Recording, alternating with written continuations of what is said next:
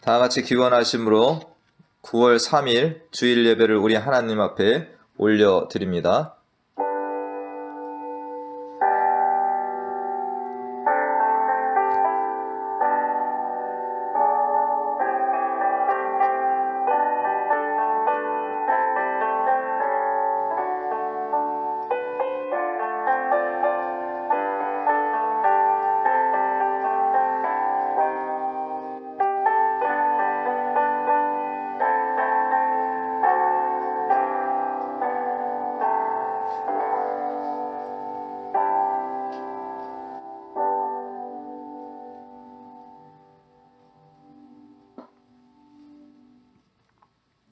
나를 능하게 하신 그리스도 예수 우리 주께 내가 감사함은 나를 충성되이 여겨 내게 직분을 맡기심이니 내가 전에는 비방자요 박해자요 폭행자였으나 도리어 긍휼을 입은 것은 내가 믿지 아니할 때 알지 못하고 행하였음이라. 우리 주의 은혜가 그리스도 예수 안에 있는 믿음과 사랑과 함께 넘치도록 풍성하였도다. 그러나 내가 긍휼을 입은 까닭은 예수 그리스도께서 내게 먼저 일체 오래 참으심을 보이사 후에 주를 믿어 영생 얻는 자들에게 본이 되게 하려 하심이라. 영원하신 왕 곧 썩지 아니하고 보이지 아니하고 홀로 하나이신 하나님께 존귀와 영광이 영원 무궁하도록 있을지어다. 아멘. 하나님 아버지, 어지럽고 혼란한 세상 가운데서 우리를 인도하시고 지켜 보호하셨다가 주님을 예배하는 이 복된 자리에 서게 해주시니 감사를 드립니다. 우리를 지으시고 이 땅 가운데 보내신 주님은 계속해서 우리를 만나주시고 도와주시고 동행하여 주시는 주님이십니다. 오늘도 우리를 찾아오셔서 이 예배를 기쁘게 받아주심을 믿습니다. 우리의 중심, 마음, 사랑을 다하여 드리는 주일 예배가 되도록 성령으로 붙드시고 충만케 하여 주실 줄 믿고 감사드리며 예수님의 이름으로 기도하옵나이다. 아멘.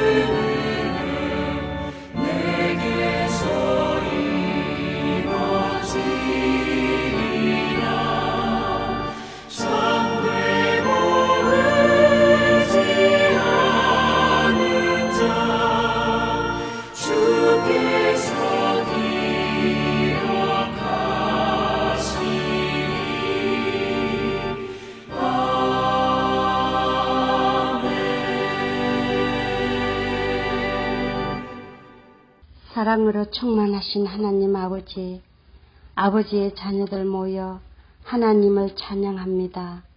오늘도 거룩하고 복된 주일날 흩어져 생활하던 아버지의 자녀들, 주님의 날 기억하고 주님 전에 모여서 하나님 앞에 예배 드릴 수 있게 인도하여 주심을 감사드립니다. 오늘도 저희가 드리는 예배를 통하여 믿음으로 하나님께 다가갈 수 있도록 성령 충만케 하옵시고 아름답고 풍성한 가을이라는 계절을 저희들에게 지어주셔서 감사합니다. 하나님, 지난 한 주간에도 없어질 세상 욕심을 쫓아 분주히 살다가 주님 앞에 나와 회개하오니 아버지 용서하여 주옵소서. 하나님 아버지, 코로나19로 많은 아버지의 자녀들 어려움을 겪고 있습니다. 이 어려움을 믿음으로 살아가게 하옵시고 하루빨리 코로나가 사라져 안정된 삶을 살아갈 수 있도록 회복시켜 주시옵소서. 또한 위험을 무릅쓰고 세계 각국에서 선교하시는 선교사님, 하나님께서 지켜주시고 위험하지 않게 보호하여 주옵소서. 교회를 위하여 보이지 않는 손길 다 기억하시고 은혜로 충만하게 채워주옵소서. 질병으로 고통받는 아버지의 자녀들 지켜주시고 오늘도 예배당에 나오지 못한 아버지의 자녀들 다 기억하시고 동일한 은혜 충만케 하옵소서. 오늘도 하나님의 말씀 들고 단위에 서신 목사님 성령의 능력으로 하나님의 선하고 온전하신 뜻이 무엇인지 분별하는 귀한 시간이 되게 하소서. 저희들의 예배를 기쁘게 받아주시기를 간절히 바라며 우리를 구원하신 예수님 이름으로 기도드렸습니다. 아멘.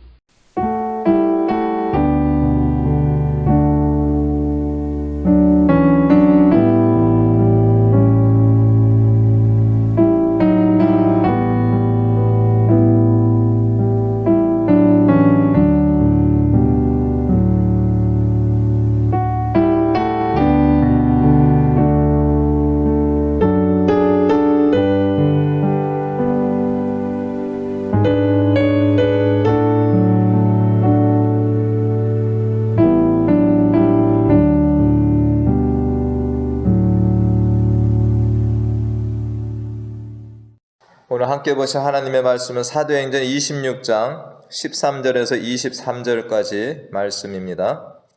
사도행전 26장 13절에서 23절까지 말씀, 제가 말씀을 대독합니다.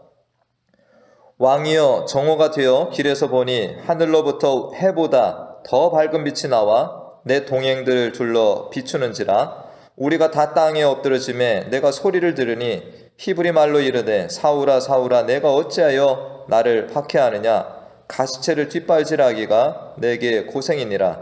내가 대답하되 주님 누구시니까? 주께서 이르시되 나는 내가 박해하는 예수라. 일어나 너의 발로 서라. 내가 내게 나타난 것은 곧 내가 나를 본 일과 장차 내가 내게 나타날 일에 너로 종과 증인을 삼으려 함이니 이스라엘과 이방인에게서 내가 너를 구원하여 그들에게 보내어 그 눈을 뜨게 하여 어둠에서 빛으로 사탄의 권세에서 하나님께로 돌아오게 하고 죄사함과 나를 믿어 거룩하게 된 무리 가운데서 기업을 얻게 하리라 하더이다. 아그리빠 왕이여, 그러므로 하늘에서 보이신 것을 내가 거스르지 아니하고 먼저 다메섹과 예루살렘에 있는 사람과 유대 온 땅과 이방인에게까지 회개하고 하나님께로 돌아와서 회개에 합당한 일을 하라 전하므로 유대인들이 성전에서 나를 잡아 죽이고자 했으나 하나님의 도우심을 받아 내가 오늘까지 서서 높고 낮은 사람 앞에서 증언하는 것은 선지자들과 모세가 반드시 되리라고 말한 것밖에 없으니 그 그리스도가 고난을 받으실 것과 죽은 자 가운데서 먼저 다시 살아나사 이스라엘과 이방인들에게 빛을 전하시리라 함이니이다 하니라. 아멘. 이전에 제가 마음 따뜻한 글을 하나 읽은 적이 있습니다. 남편이 젊은 나이에 갑작스럽게 세상을 떠난 후에 홀로 남아서 아이들을 키우고 가정을 이끈 어떤 아주머니에게 누군가 이렇게 질문을 하였습니다. 그동안 많이 힘들지 않으셨나요? 그러자 그분은 혼자 아이들 키우며 가정을 이끄는 것이 힘들었지요. 그러면서 남편이 살아있을 때 자신과 함께 먼 곳에 버스를 타고 가던 이야기를 합니다. 그날 말이 많지 않은 남편인데 버스를 타고 가는 내내 자신의 손을 꼭 잡고 갔다는 것입니다. 남편이 떠난 후에 힘들고 어려울 때마다 자신의 손을 꼭 잡아주었던 그 남편의 손이 큰 힘과 위로가 되어서 지금까지 이렇게 지내오고 있노라라고 말을 한 것입니다. 이전에 한국에서 유명했던 영화 국제시장이라고 하는 영화가 있는데 주인공이 어린 나이에 아버지와 헤어져서 어머니와 동생들을 돌보며 힘겹게 가정을 이끕니다. 위기의 순간 힘들고 어려운 때를 견디고 참게 한 것은 바로 아버지의 부탁이었습니다. 후에 노인이 된 주인공은 어려서 아버지가 자신에게 주었던 그 아버지의 외투를 움켜잡고 이렇게 말을 합니다. 아버지, 저 일만 하면 잘 살았지에. 그 힘든 시간을 견디게 해준 것은 바로 아버지의 부탁이었던 것입니다. 지난주에는 한국 여의도 순복음교회 원로 목사인 조용기 목사님이 사망했다는 소식이 있었습니다. 85세의 나이로 하나님의 부르심을 받았는데 우리는 그가 평생 살아오면서 무엇에 붙들려 살았을까를 생각해 볼 때 예수님에 붙들려 살았다라고 할 수 있습니다.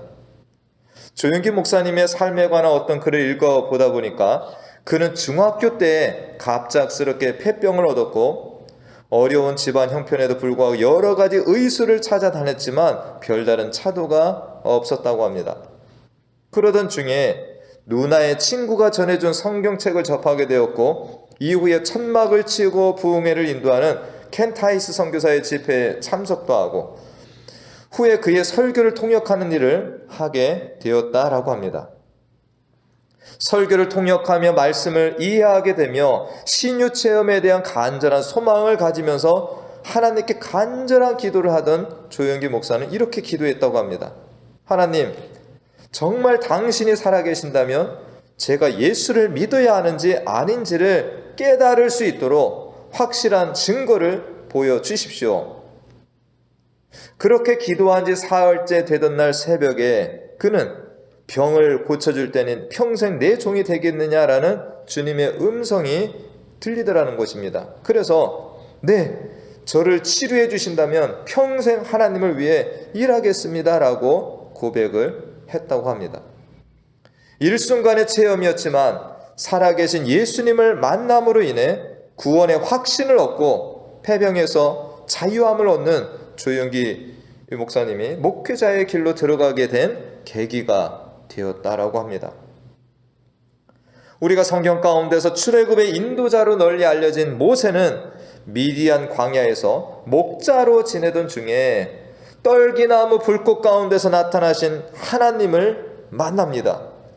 하나님께서는 내가 선 땅은 거룩한 땅이니 내 발에서 신을 벗으라 말씀하시고 내가 너를 바로에게 보내어 너에게 내 백성 이스라엘 자손을 애굽에서 인도하여 내게 하리라 말씀하십니다. 그가 120세의 나이로 비스가산에서 죽음을 맞이하기까지 그는 하나님의 종으로 충성되게 살다가 하나님의 부르심을 받았습니다. 그가 죽기까지 하나님의 사명자로 살아갈 수 있었던 것은 떨기나무 불꽃 가운데서 나타나 자신을 드러내 주시고 사명을 주신 하나님과의 만남이었습니다. 이 세상의 모든 사람은 무엇인가에 붙들림 받은 바 되어 이 땅에 삶을 살아가게 됩니다. 어두운 영에 사로잡혀 사는 이들도 있고 오늘 모여 예배하는 우리들과 같이 하나님의 부르심을 받고 하나님께 붙들림 받아 살아가는 사람들도 있는 것입니다. 오늘 본문 말씀은 가이사랴 감옥에 갇혀 있는 바울이 아그리빠 왕과 버니게, 베스도 총독, 수많은 고위 관료들이 모인 자리에서 자신을 변호하는 말을 하는 것입니다. 로마에서 파견된 총독 베스도는 유대인의 풍습이나 신앙에 대한 이해가 깊지 않았지만 아그리빠 왕은 유대의 분봉왕으로서 그는 유대인들의 풍습과 신앙에 대하여 잘 알고 있는 인물이 됩니다. 3절 말씀에 보면 바울이 아그리빠 왕에게 이렇게 말합니다. 당신이 유대인의 모든 풍속과 문제를 아심이니이다. 그러므로 내 말을 너그러이 들으시기를 바라나이다. 바울은 자신이 죄수의 신분이고 왕과 로마의 총독, 고위 관료들이 모인 자리이지만 그 자리가 어떠하든지 부르심을 받은 종이라는 사실과 자신의 소명을 잊지 않고 말하고 있음을 보게 됩니다. 디모데후서 4장 2절 말씀에 너는 말씀을 전파하라. 때를 얻든지 못 얻든지 항상 힘쓰라. 범사의 오래 참음과 가르침으로 경책하며 경계하며 권하라 라는 말씀처럼 그는 자신이 갇혀있는 것보다 더 중요한 예수님을 증거하는 것입니다. 자신이 처한 상황에 묶여있지 않고 어느 때든지 어느 장소 어느 사람 앞에서나 우선이 되는 것은 예수 그리스도의 복음이 우선이 되고 있는 이 바울의 모습이 되는 것입니다. 이것은 오늘을 사는 우리들에게도 큰 도전을 주는 모습이 아닐 수 없습니다. 우리들은 예수 그리스도의 부르심을 받아 자녀가 되었고 종이 되었고 복음 전파자들이 되었습니다. 부르심을 받은 순간 우리는 사명자들이 된 것입니다.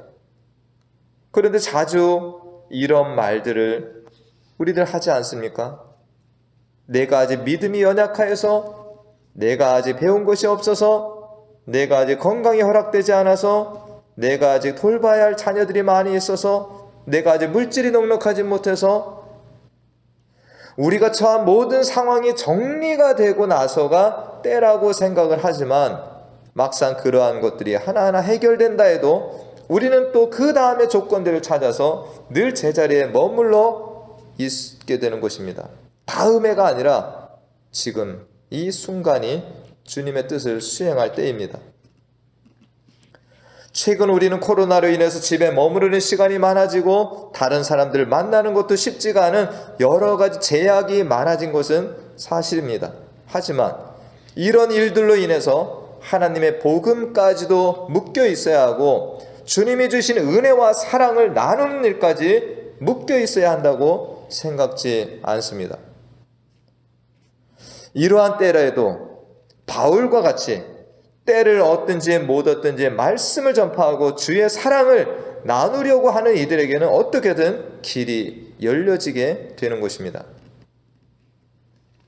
저는 이제 코로나 이후에 완전히 정착이 되었다라고 생각하는 이 줌과 같은 매개체가 있습니다. 이 줌과 같은 것들이 코로나 전보다 더 많은 사람들, 더 많은 기회들을 우리에게 제공하고 있다라고 생각을 합니다. 아직까지 코로나라는 심한 제약이 있기도 하지만 기도하면서 주의 복음과 사랑을 나누려고 찾다 보면 하나님께서 이전보다 더 풍성한 일들을 보여주실 것입니다. 오늘 이 총독 베스도와 고위 관료들 앞에서 예수 그리스도 복음을 전하는 바울을 통해서 몇 가지를 살펴보고자 합니다. 첫째는 자신을 찾아오신 예수님을 잊지 않고 그분께 붙들린 자로 살고 있다는 것입니다. 바울은 자신이 예수님을 만난 다메섹 도상 만남을 설명합니다. 바울은 자신이 이전에 예수님의 이름을 대적하는 열성분자였다고 말을 하는데 바리새파 사람으로 나사렛 예수의 이름을 대적하는 자였고 예수 믿는 많은 성도들을 잡아 옥에 가두고 또 죽일 때 찬송 투표를 던지고 모든 회당에서 형벌을 가하고 강제로 모독하는 말을 하게 하고 외국 성에까지 가서 박해하던 자였다라고 말합니다. 예수님은 이러한 바울에게 나타나셔서 내가 어찌하여 나를 박해하느냐라고 말씀하시는데 바울이 예수 믿는 자들을 잡아들이고 죽이기까지 하는 일들이 바로 예수님께 대하여 한 일이라는 것이죠. 참으로 잔인하고 포악한 바울이었습니다. 저는 오늘 본문을 읽는 중에 강제로 모독하는 말을 하게 하고라는 말씀을 읽을 때 바울이 예수님을 만나기 전에 정말 믿는 자들에게 참으로 악독한 일을 하는 자였다라는 것을 깨닫게 되었습니다. 무슨 말입니까? 예수 믿는 자를 잡아들이고 믿는 자들에게 예수님을 부인하고 모독하는 말을 강제로 하게 했다는 것입니다. 그리고 유대교로 돌아오도록 강요도 했을 것입니다. 그러다가 끝까지 예수님 신앙에서 돌이키지 않는 자들은 옥에 가두고 때리고 죽이기까지 한 것입니다.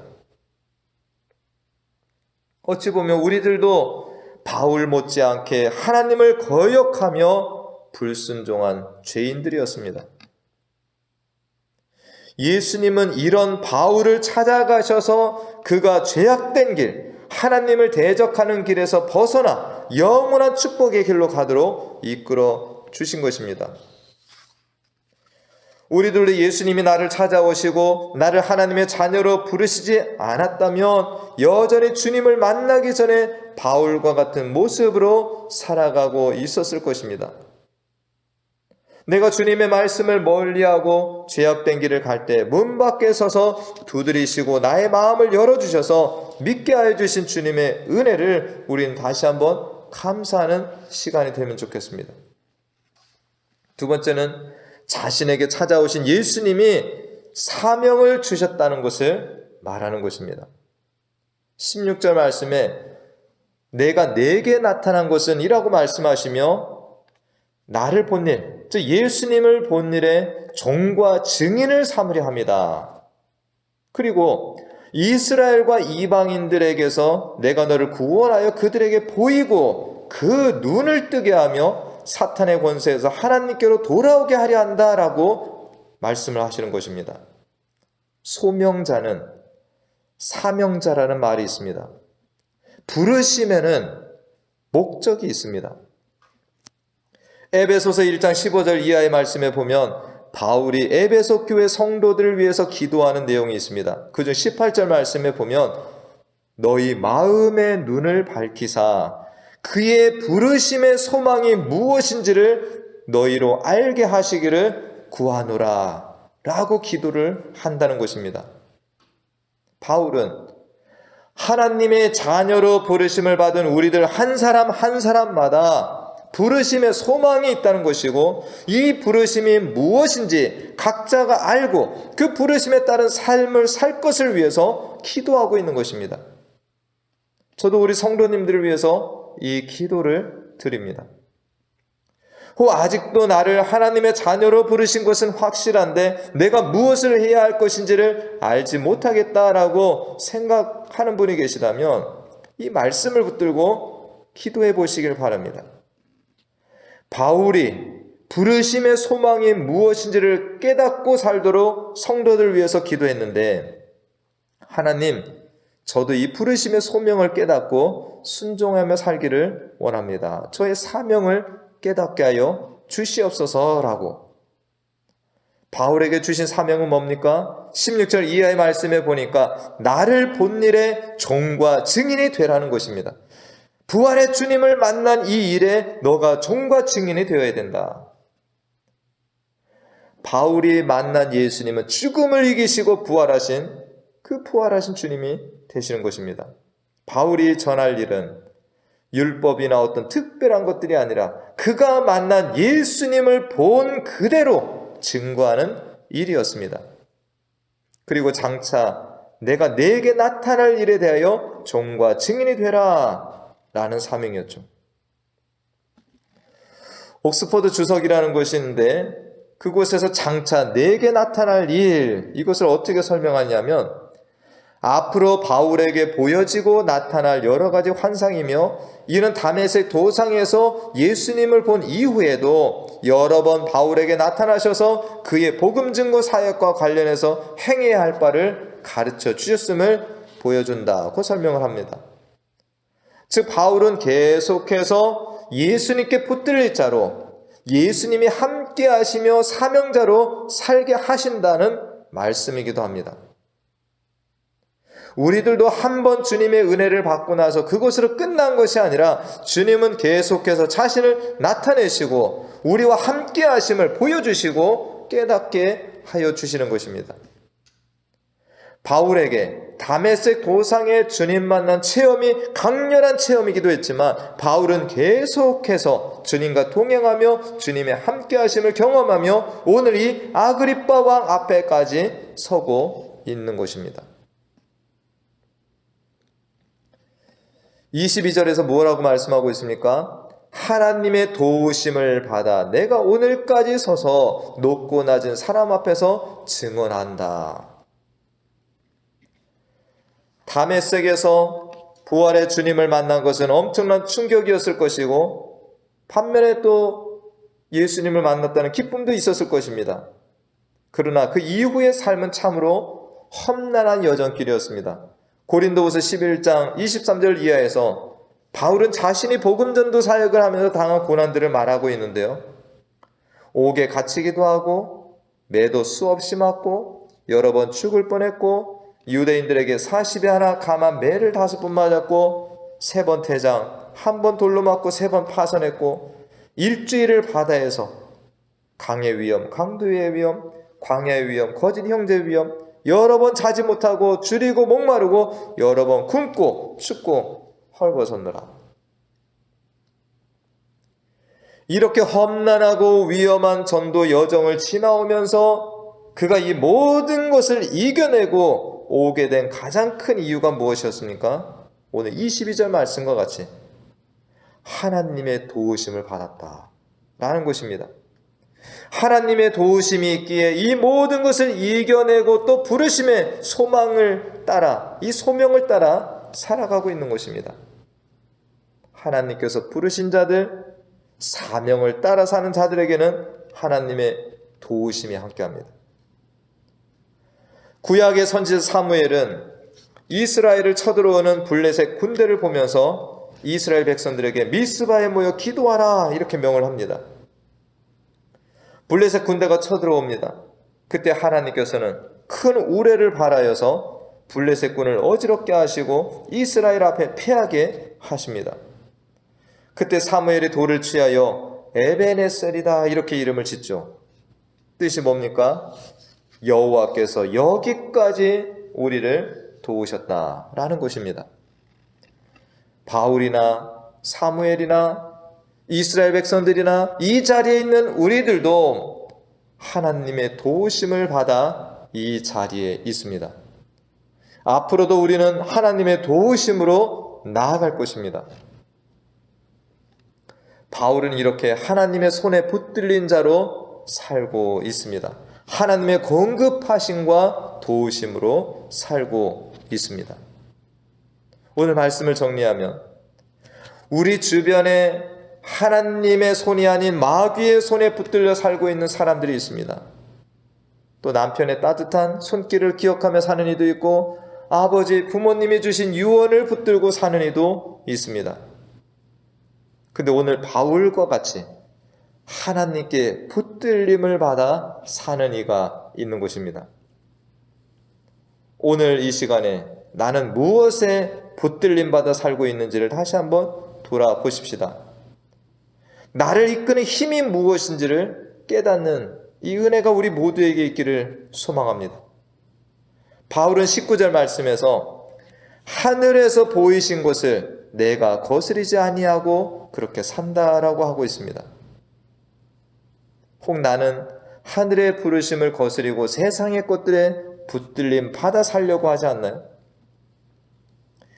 하늘에서 보이신 것을 보며 하나님의 사명을 깨닫고 하나님의 도우심을 받으며 순간순간 살아가는 자들은 오늘 아그리빠 왕과 베스도 총독 앞에 선 바울과 같이 어떤 여건이나 상황에 흔들리지 아니하고 담대하게 주님을 증거하는 자로 살게 되는 것입니다.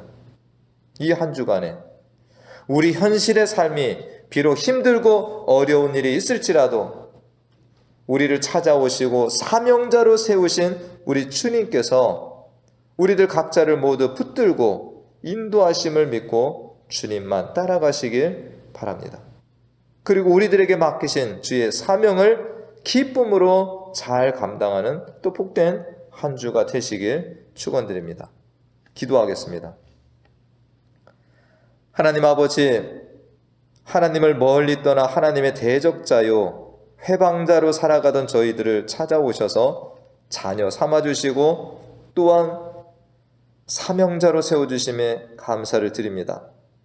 바울이 예수님을 만나기 전에는 예수님을 핍박하던 자로 살았습니다. 그러나 자신을 찾아와 만나주시고 또한 사명을 주신 예수님에 붙들려서 언제 어디서나 그 예수님을 만난 일, 예수님의 부활을 증거하며 산 것을 봅니다.